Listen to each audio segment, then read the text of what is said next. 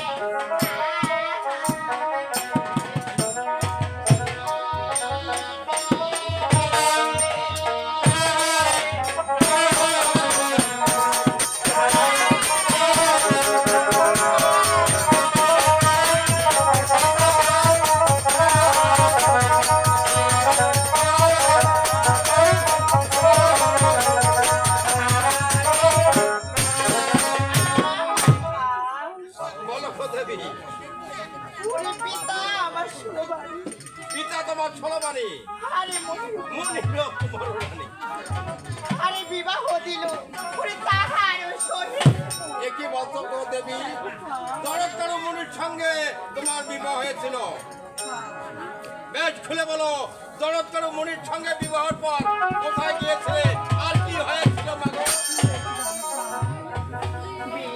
তবে আমি বলতেছি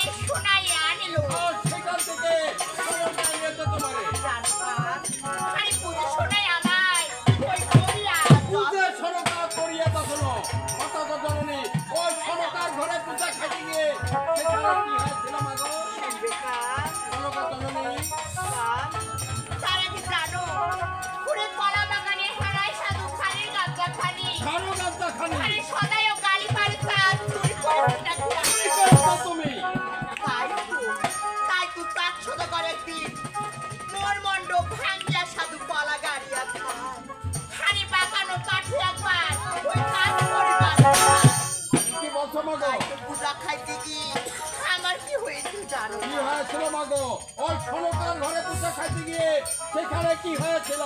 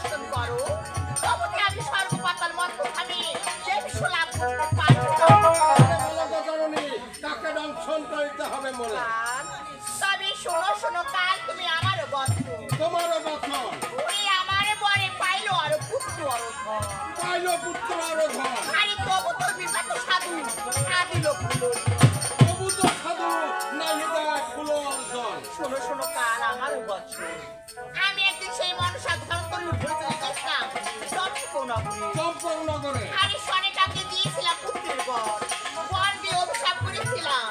আরে বিবাহের পর থেকে রাখি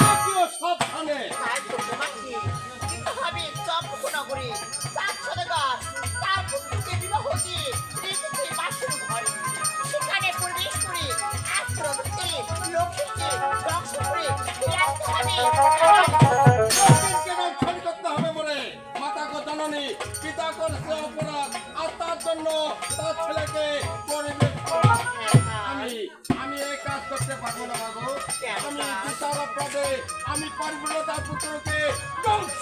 কাল, এখন সময় রয়েছে কাল, তবে তুমি এখন এই লোককে ধ্বংস করে দিতে আসছো, তুমি ছাড়া যে আমার কখনো বাচ্চা হবে না।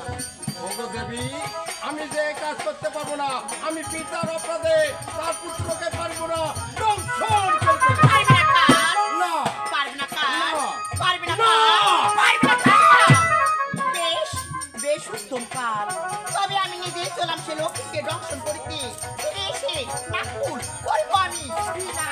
মাথা তো চলো ক্ষমা করো মোরে, আর যেও না মাতা, ওই নির্দহেন কাজে আমায় করুণা আশীর্বাদ, আর আমি চললাম নেবে পারি দেবো তোমার সকার্য সাধিতে মাগো। বেশ কাল, তবে তুমি মায়ের আদেশ কর, তুমি সাধন, তবে তোমাকে আমি আশীর্বাদ করছি কাল। বেশ, আমি চলে যাবো এই চম্পালিতে, আমি কাটাবো এই চম্পবাসীগণকে, উপায় নেই চন্দ্রধার, তুমি তোমার পুত্রকে এই কালীনগর দর্শনে